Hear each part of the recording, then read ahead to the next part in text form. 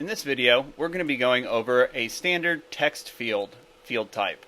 So let's go ahead and get started. I'm going to come up here to this section right here, and I'll just go ahead and add a new field here for this one. And then you hover over in the corner, and that's where you can edit the field. We'll go ahead and change it from the default spacer type, and we're going to go to a standard text. Now we'll just go ahead and give it any kind of text label. And as you can see here, you can show the label if you want it to show, or you can keep it hidden, which is the default. Placeholder is what is actually going to show inside of the field. So based on what we're setting this field to is what we would probably put that in there. So we'll just say keywords.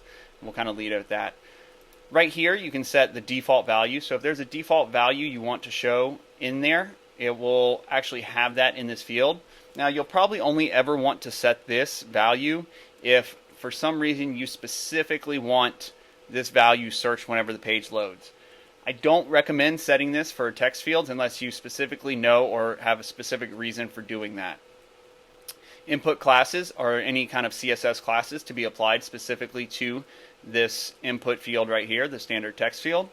Wrapper classes, anything to add to the actual div container that surrounds the input itself. As you can see here, you can also have it so that whenever a value is entered in this field, it will actually update the URL in the browser bar to include that. Mainly that's used so that users can copy the URL from your page to come back specifically for those specific search terms. Now, even without this setting checked, you can still provide them in a query parameter of the URL itself. So, if your domain is domain.com/jobs, you can do /jobs, ? Whatever the field is, equals, and then whatever the value is you want it to show up on there. You can play around with this if you want and check that. It's totally up to you.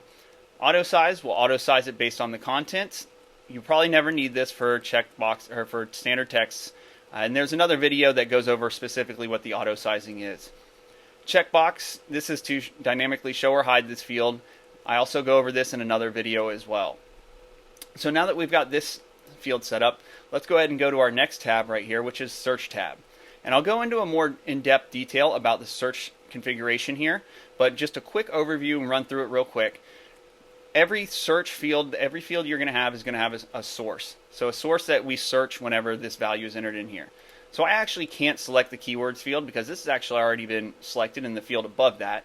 But you'll notice as you scroll down, you can see different taxonomies and any kind of custom fields you have in there, stuff like that. So we'll just set this to job title because maybe that's what we'll do. So we'll say any job title because without any value it will include any of them. We'll just set job title, and that's going to be our search. Underneath there we have the trigger. This is how the field is actually going to be triggered to actually do the search.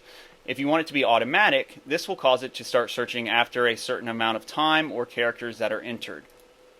Manual means that there is a button somewhere on the page that you add that actually triggers starting the search.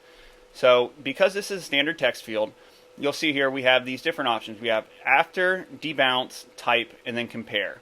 So compare is actually what we can say when this value in this field is searched through the actual database, what do you want it to be?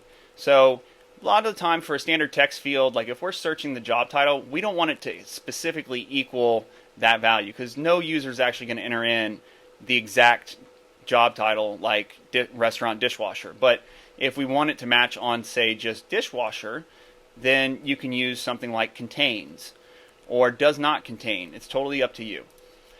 What we have here, whenever you have an automatic trigger to actually start the search, you have these two values right here, this after and debounce. So based on what this type value is set to right here, so you'll see milliseconds, seconds, or characters, is what you can configure. So you can say, if I put characters, then this field right here, after, is what I'd want to say. So I'd put 5.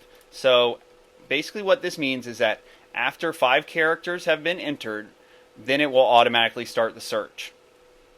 The debounce value right here basically means that this is the amount of time it will wait after the user stops typing in a value before it checks if it should start triggering this actual search. Reason being is that you always want to have some kind of a value here, at least 500 milliseconds, which is half of a second.